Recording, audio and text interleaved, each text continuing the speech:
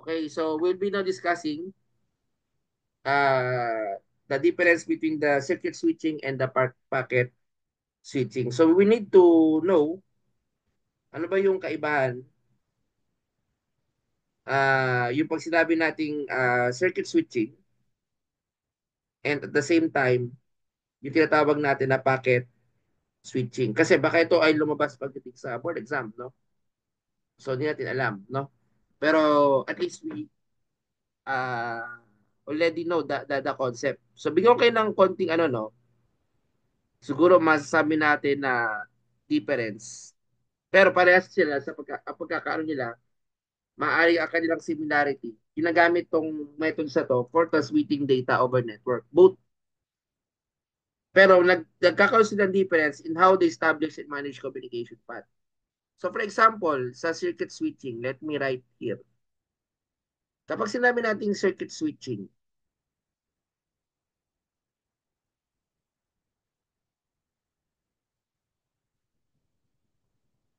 kapag sinabi nating circuit switching, meron kang dedicated physical connection. Ito yung mga requirement. Has dedicated physical connection. Gusto mo yung mga physical layout, physical plan, like ano ba, telephone line.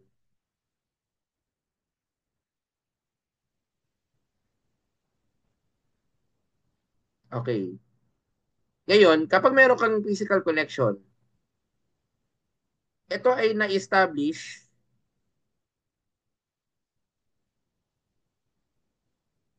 uh, estab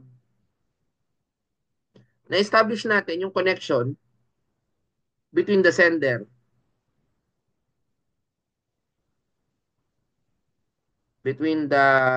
and receiver. Yan yung diniscuss natin before.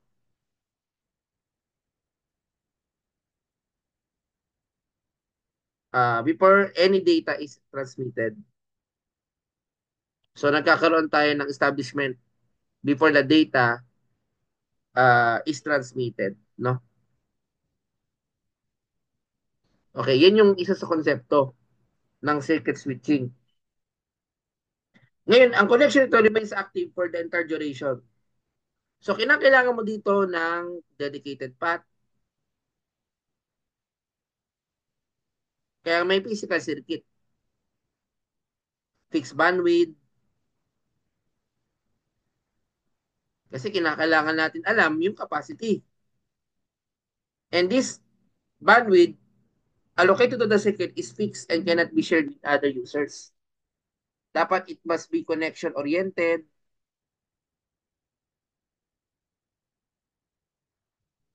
di ba? The connection will be established before data transmission can begin, di ba? And dapat suitable for real-time application. Okay, so halimbawa, magbi-video call and video conferencing ka. Kaya-kaya ng mga kable mo, di ba? Ano yung mga example ng circuit switching? Circuit switching. At least makapag-discuss na tayo nito. One of the example of circuit switching tinatawag na traditional telephone network.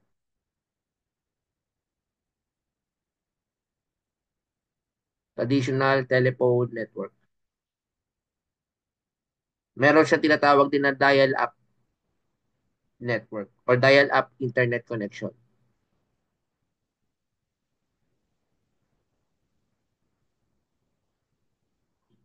And may mga tinatawag na optical circuit switching.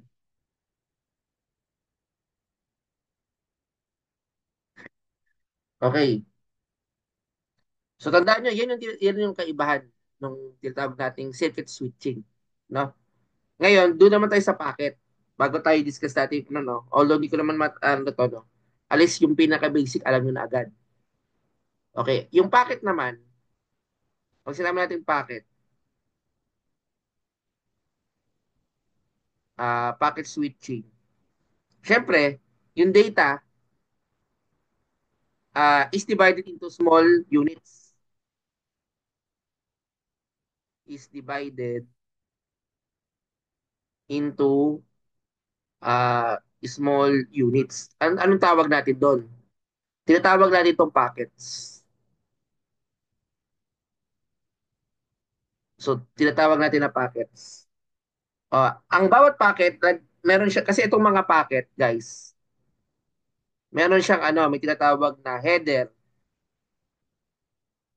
May header yan uh, with source and destination information.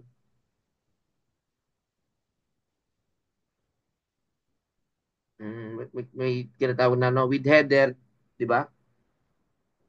And a payload. Kaya may payload pa eh. With the actual data. Okay? So, anong characteristic ng ano? What are the characteristic? Kung kanina, may dedicated path, ito meron siyang shared network.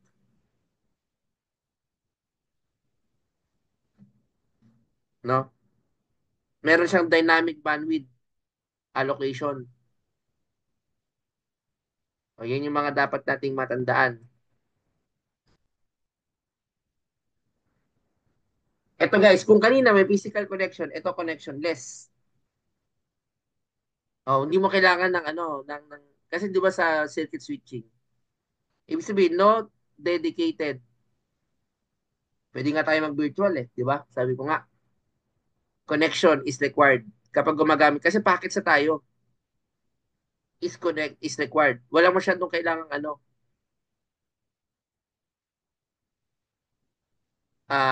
sabi dito, before data transmission.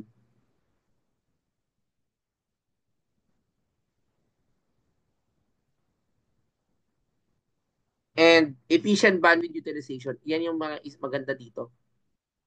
Meron siyang bandwidth utilization. So actually yun yung ano, yan yung commonly na difference, no? Ano example ulit ito? Ang example ng packet switching, ito na. 'Di ba? Ang example ng circuit switching, telephone line, ang example ng ano, yung mga dial-up interconnection yung example nun eh. Tapos optical switching, gumagamit ng circuit switching nun. Pero dito, example nito yung internet. Ang example ng packet switching, example niyan is internet, mobile data. Yan, ginagamit natin to. Dito tayo naka-ano, mobile data network. Saka wireless network. Yan yung mga example ng gumagamit ng packet switching. No? Now, kung titignan natin yung differences, ito yung ito-table ko ah. Ito sinasummarize ko ng dalawa eh. Dito na lang sa paint. Para ano, bago ko i-discuss yung mga ano, alam niyo na yung pinaka ano, yung pinaka basic. Gawa tayo ng ano, ng table dito. No, gawa tayo ng table, no? Halimbawa, ah, ito yung pictures natin. Wala kasi ito sa ano eh, PowerPoint eh. Komplikado kasi yung PowerPoint. So parang sinamarize ko na dito. Ito yung connection type. So, ito lang naman i-discuss ng PowerPoint eh. Pero i-ano ko na. Ito yung path. Tapos ito yung bandwidth.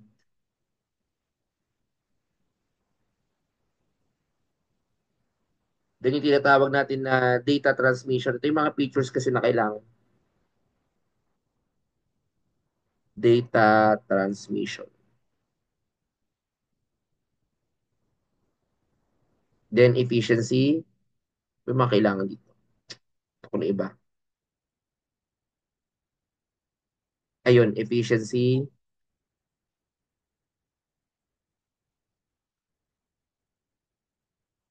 Ano pa ba yung iba dito? Latency. Yan, dito na lang ilagay ko. Latency. Habol-habol na lang yan. Ano pa ba yung iba? Fault tolerance. Importante pala ito.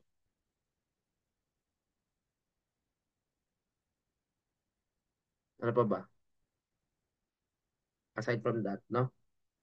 Latency, fault tolerance, application, yon syempre. So, i-compare natin yung dalawa. In comparison ng circuit switching sa packet switching.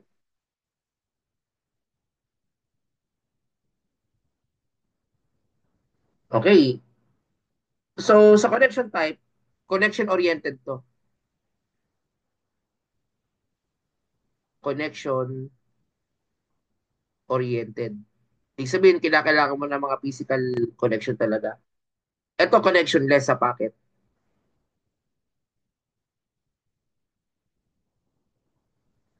Now, yung path, kinakailangan mo ng dedicated physical circuit.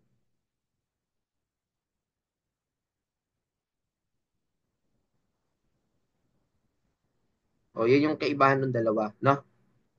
Pero dito, network infrastructure ang kailangan. Pero shared, kasi internet nga, no?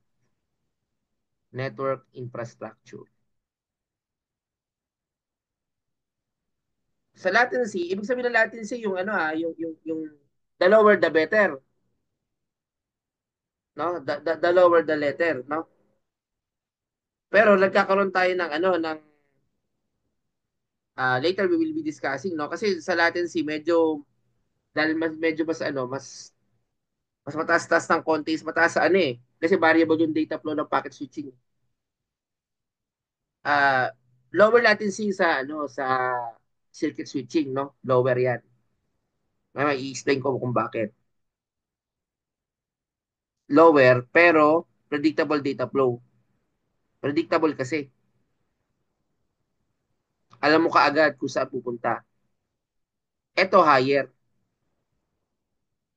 but variable data flow. Later explain ko kung bakit rin ito. Tapos, ano pa ba yung iba dito? Bandwidth, fixed and dedicated.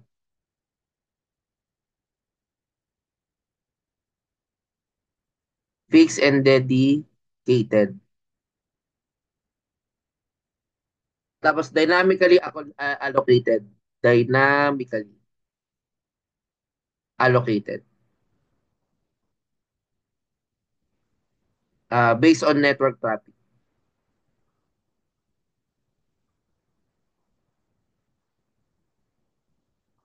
Okay. Sa fault tolerance naman, less tolerant to network failure. Yun ang maganda sa no? Ay na, more tolerant pala ang packet switching. Mas maganda to. More sa fault, no? Tolerant. More tolerance to network failure. Okay, And less tolerant naman ito sa network failure. Okay, ang data transmission naman ito, continuous data. Continuous flow over a dedicated path. Kailangan ng dedicated eh. Yung isa naman, data divided into packets. Transmission. Kumbaga yung data naging packets. Kasi na-divide natin into packets eh. Tapos transmitted independently. Yun ang kaya nga to, variable data independently. Okay. Ano pa ba? Efficiency. Sino mas efficient? Ito guys, pagdating sa efficiency, mas efficiency si packet switching.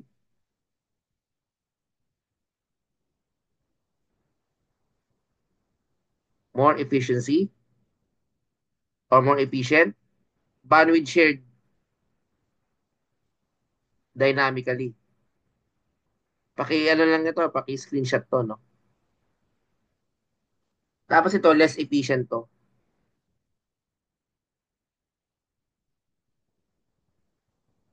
Ah, pero yung bandwidth kasi natin dito, wasted when idle. Kapag hindi ginagamit. no, na waste. Then one of the applications, ito, voice calls, pag circuit switching, video conferencing,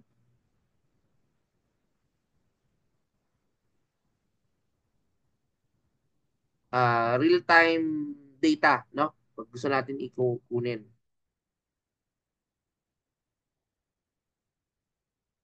Kapag naman ano,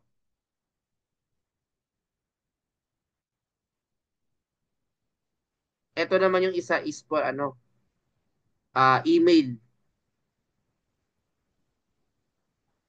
web browsing, pang internet talaga ginagamit, file transfer. Diyan ginagamit yung ano, yung packet switching, no? Okay, bakit masasabi kong ano, no?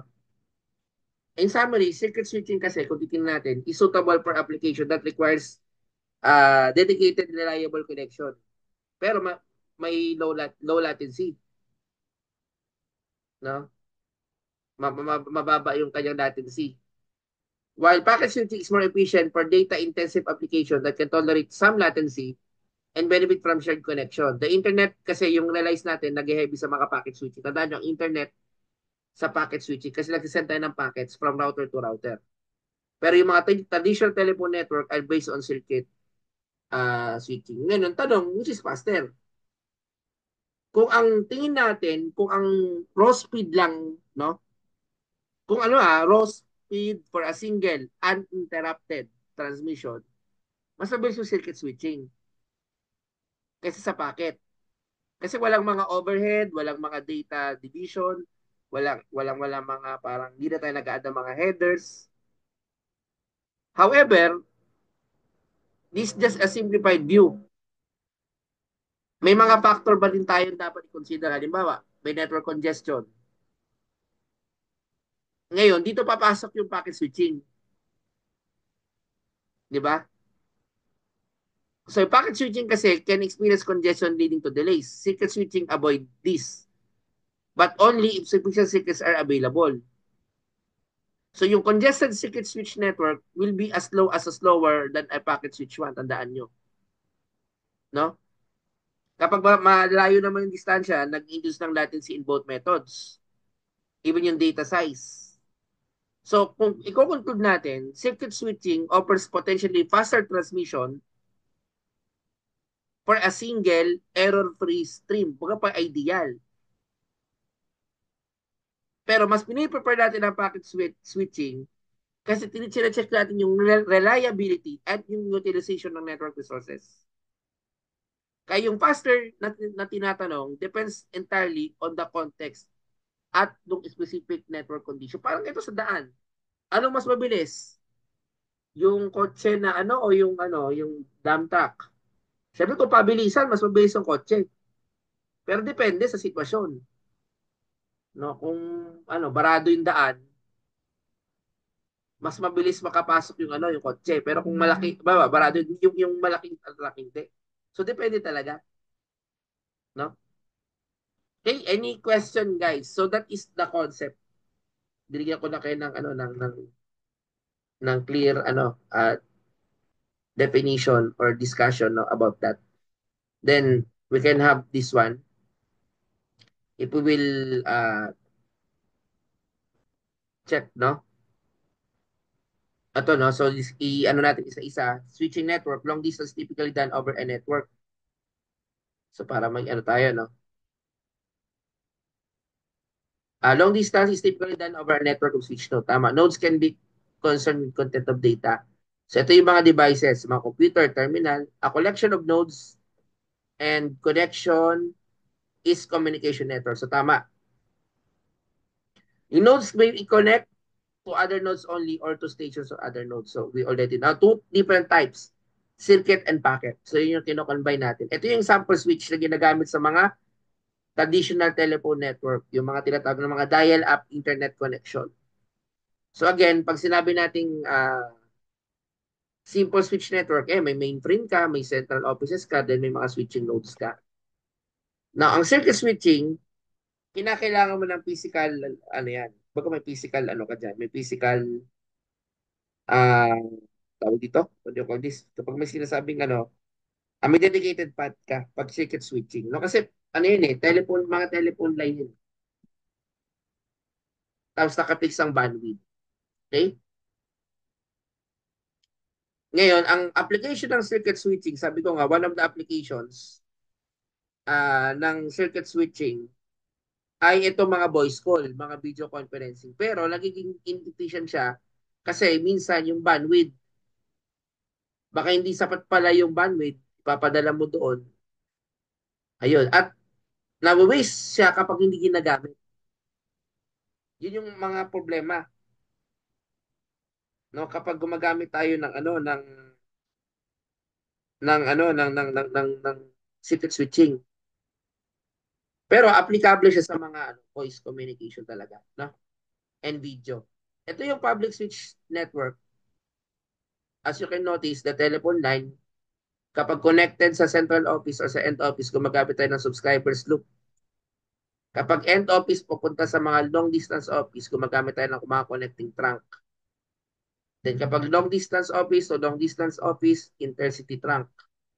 Di ba? And long distance to end office, connecting trunk. Then other one is digital private branch exchange. Ito naman yung ano, di ba? Papunta naman sa mga customer. No? Yan yung ating connection. Now, yung subscriber, attached, di ba? Subscriber line, local loop, subscriber loop, yan yung mga ginagamit natin, yung mga trunk line, mga bit, di ba? Minumultiplex natin. Ito yung example no, sa end office. Ito yung point to point. Pag yung nasa loob ka lang within the end office vicinity, nagkakaroon ka lang close loop. Pero kapag ikaw tatawag with other, so may ko-collect pa yan from end to the intermediate exchange. May trunk, tapos trunk to other end office. So, ganun nangyayari kapag tayo ay itong matawag using a traditional telephone. Now, as we notice also, a full duplex again is required para ma-reduce yung collision sa switch. No? Kapag sinabing full duplex, simultaneous communication. So, nagkakaroon tayo ng switching. Okay? So, as we continue again, digital switch provide transparent signal path. No? Then, nagkakaroon tayo ng connection between devices. Blocking and non-blocking are also used sa path. Lalo kapag ikaw ay, kasi gumagamit tayo ng, ano, ng physical connection, kinakailangan ng dedicated path.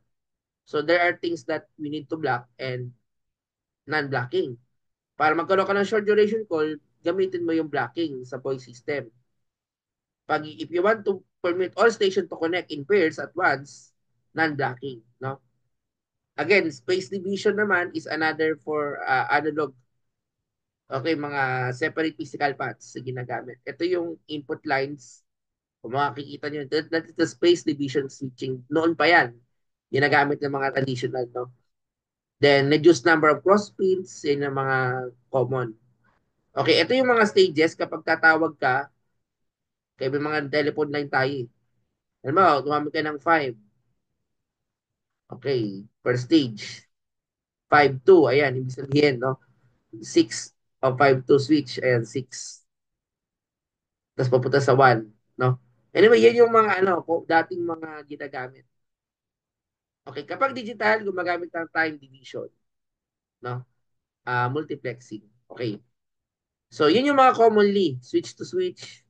Ito, na-discuss ko na kanina sa bandwidth, limited yung signal. Ayan, no? Ito yung Office A, may signal ka. Okay, Office B. Okay. So, anyway, this is one example, no? Na ginagamit natin. Ito yung mga common channel signaling modes. Ito guys, very important. Signaling number system. Discuss natin, no? Ano ba tong SS7? No? Kasi sa board, is lumalabas ito eh. Yung tinatawag natin na ano na yung signaling or SS7, no? Sa pagdating sa telecommunication. Okay, ang SS7 or signaling system 7 is the old but still widely used system, no? It controls how phone system or phone calls and text messages are routed. Yan yung nagko-control yung signaling system number 7. Tandaan nyo, nagamit pa rin naman to ngayon. Iyan natin, no? Etong SS7, ah, ay, wait lang. Ayan, ito yung panulat ko. It controls how phone calls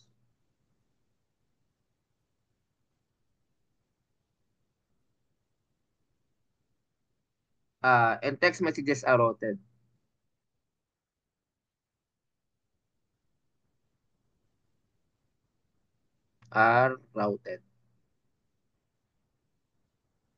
no? And handled across the world's phone network.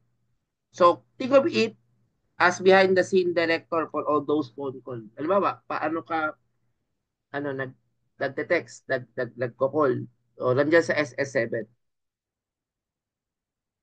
no? Actually ganito, pag gumamit ka lang ng call, hindi naman yung SS7 yung nagki-carry ng voice. Instead, ito ay sophisticated messaging system that tells different parts of the phone network uh, where to send your call and how to connect it to the recipient. So parang manager, 'di ba? Hindi naman siya yung actual na nagdadala.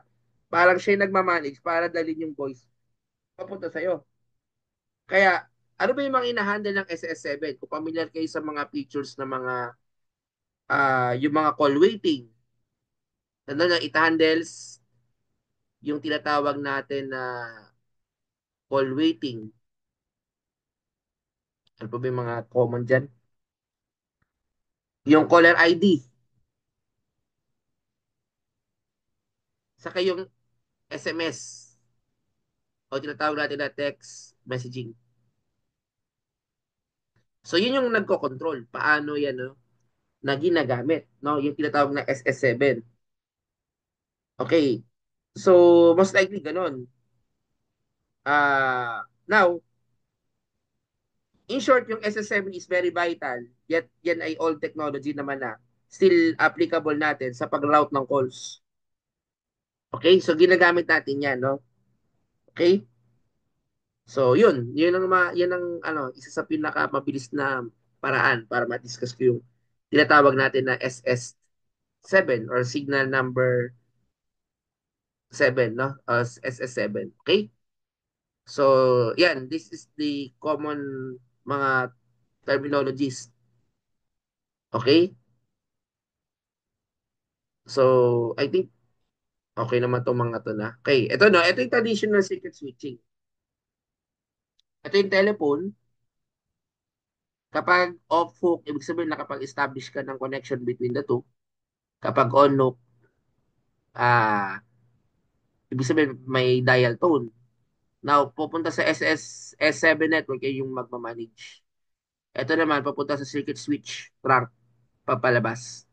Okay? So, that is yung traditional switch. Traditional yan.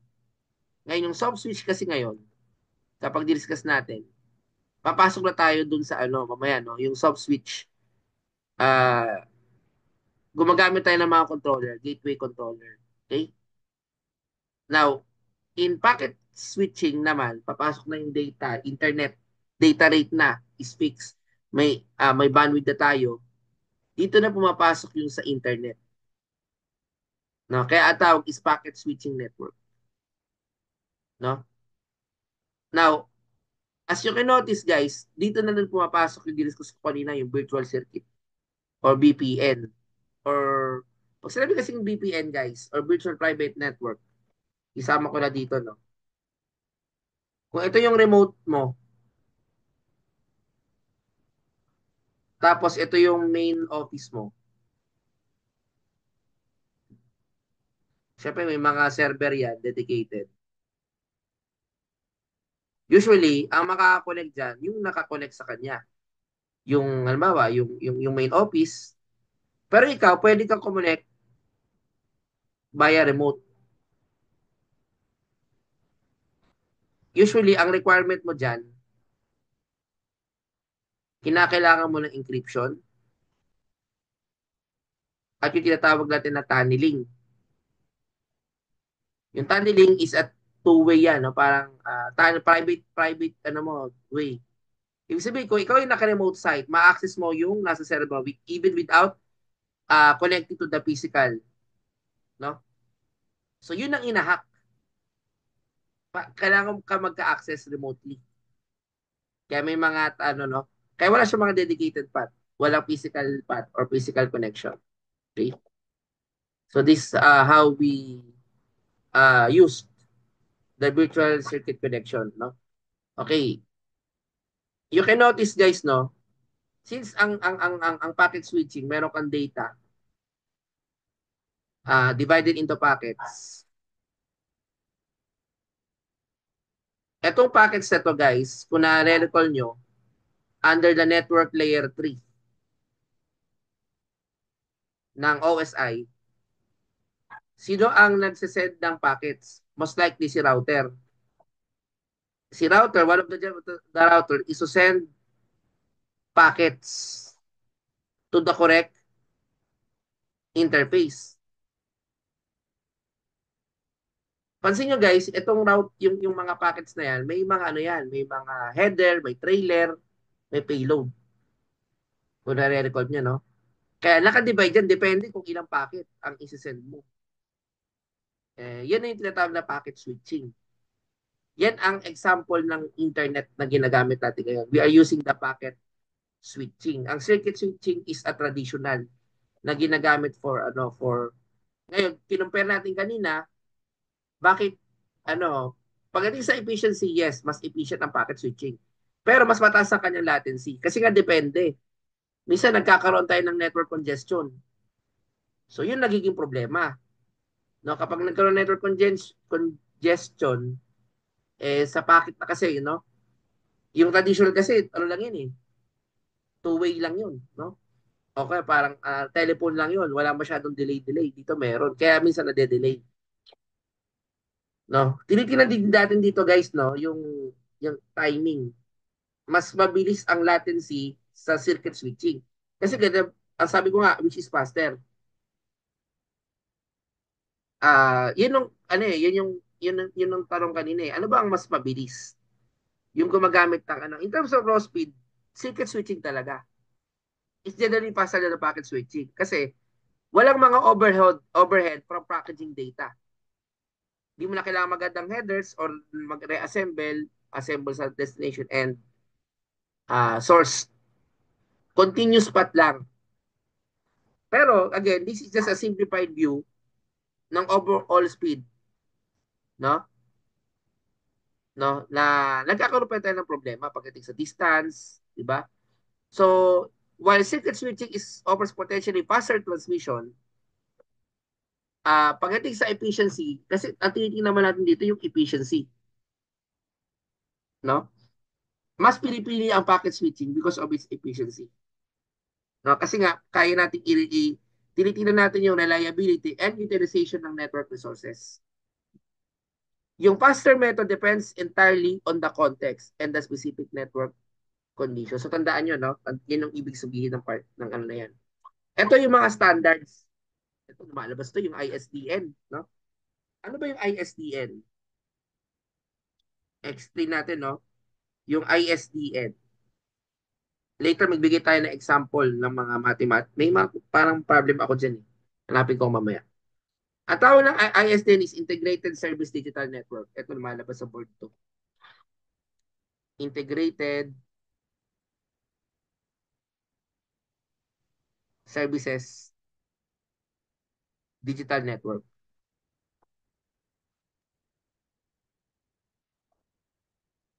Yan ay yung mga communication standard for, baga ito, ginagamit to.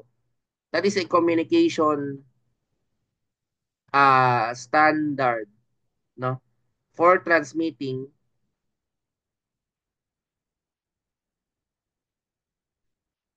uh, voice. Ito yung mga tinatransmit natin, voice, video, and data, no? Pero ito, yung mga yan, digitally natin pina, pinapadala over traditional telephone lines. O, ano ba yung commonly kapag sinabi nating telephone lines. Yung mga telephone lines are made up of copper. Di ba? So, ibig sabihin, pinadadaan natin yan sa ano?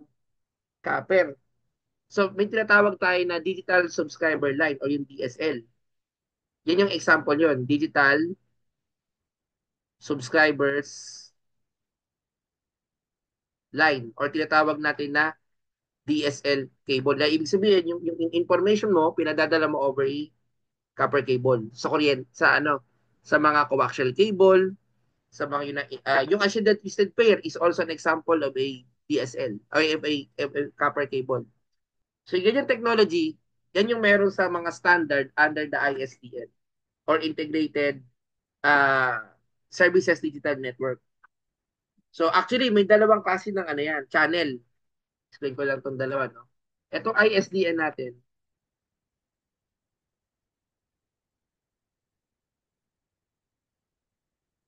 yung ISDN natin, dalawang klase yan. May tinatawag na bearer channel at tinatawag tayo na delta channel. Okay, yung bearer channel, nag-carry na actual data,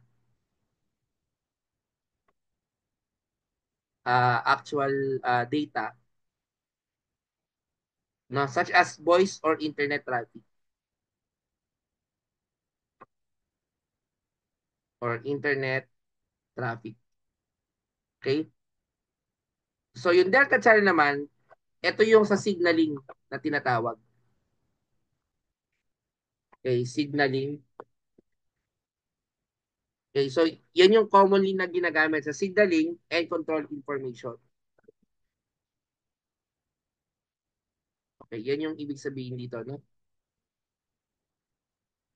Managing the connection and ensuring data integrity. Yan yung commonly na ginagamit. Okay? So pagdating yan yung kumbaga yan yung ano common na dapat nating makita. Okay? Sige. So I think yan yung mga common na dapat nating malaman pagdating sa X.25 or yung tinatawag natin na ISDN or X25. Is mga protocol standard dyan, no? Baka mabasa nyo pagdating sa board exam. Okay?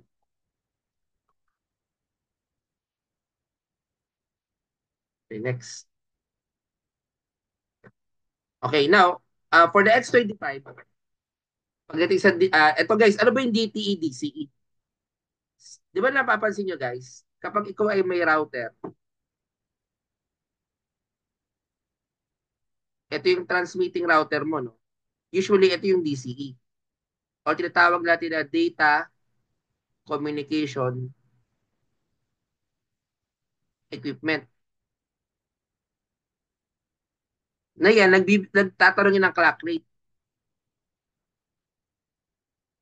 Usually yun, yung ating mga router sa bahay, tinatawag natin na DTE. DTE stands for Data Terminal Equipment.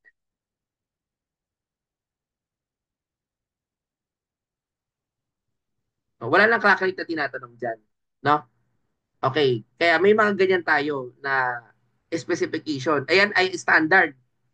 Kaya kung bakit tayo nag-DCE, yung isa, basta isa doon DCE, isa DTE. No? Ngayon, ito guys, itong link access control, later i-discuss ko natin, no? Kapag naman tayo magpo-provide ng packet switching, ito yung packet switching network.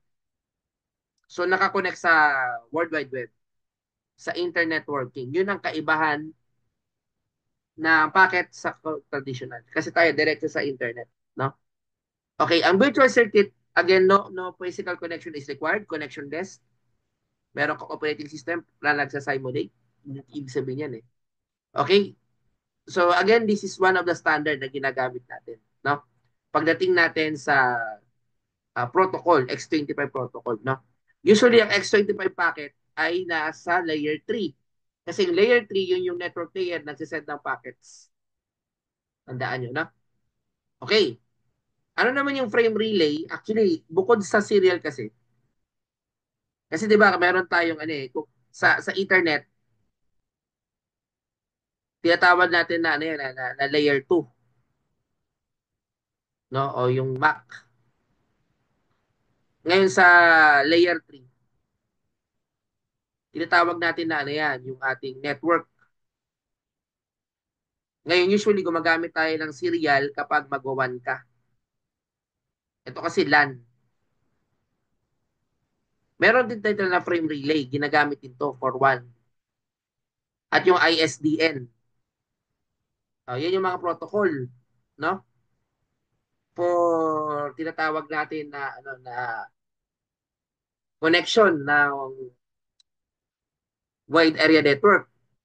Yung ATM basically bago yung ano na yung ATM yung asynchronous transfer mode na-develop yung frame relay, no?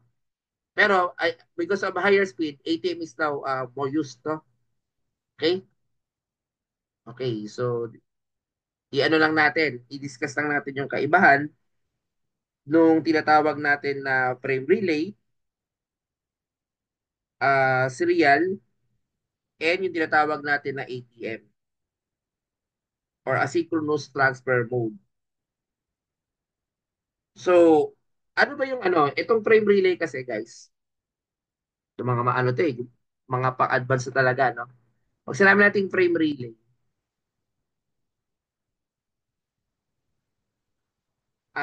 under to ng packet switching technology.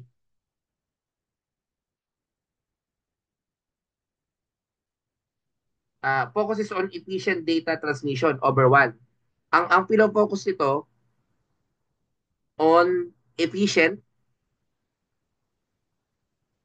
data transmission over wide area network. Gumagamit siya ng mga variable size frame for data and relying on endpoints for error connection.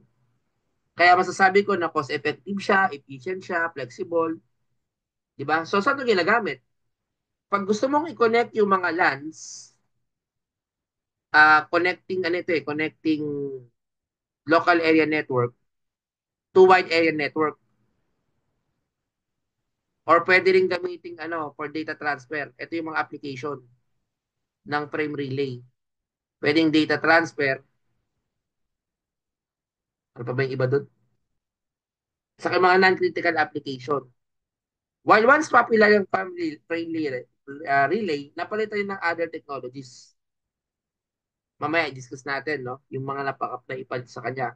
Another one is a serial communication. Yung serial, ito ginagamit natin sa mga, ano natin, sa mga, tawag dito, demonstration. Yung serial, one at a time, ang kanyang ano. Kasi nga, di ba, isa-isa yung pag-send niya ng bits. Sequential ang kanyang process. Ibig sabihin sequential, 1, 0, 1, 1, 1, isa-isa. One at a time. Simple siya, cost effective, pero slower. Ginagamit to sa mga wide area network din, sa mga computer devices, no? Yan, no? Ngayon, ano mo yung asynchronous transfer mode? Ito yung ano, narinig, ito yung ginagamit na kasi ngayon. High speed to, high speed packet switching. Tandaan nyo, kapag sinabing ATM, asynchronous transfer mode, o tinatawag natin na ATM, high speed packet switching network. Yan ang ibig sabihin ng ATM. That uses fixed size cells for data transmission. It offers ano yan, high bandwidth, guaranteed quality of service, and meron siyang error correction. No? Okay, so ibig sabihin, saan ito ginagamit? Sa mga kinakailangan ng mga, eto kapag gumagamit ka ng ano, sa mga video conferencing. Kasi sa mga video conferencing, kinakailangan mo ng high bandwidth. Kinakailangan mo ng high reliability. Sa mga multimedia streaming. Ito, ginagamit natin ngayon na multimedia streaming. Gumagamit tayo ng asynchronous transfer mode. No? Kaya ito yung pumalit sa mga dating ano, technology. No? Pero although may kanya kasi lang approaches, may kanya-kanyang strength, may kanya-kanyang weaknesses. No? Pagdating sa cost-effective solution for one, frame relay is suitable, no? While yung serial, kailangan po siya sa mga simple application.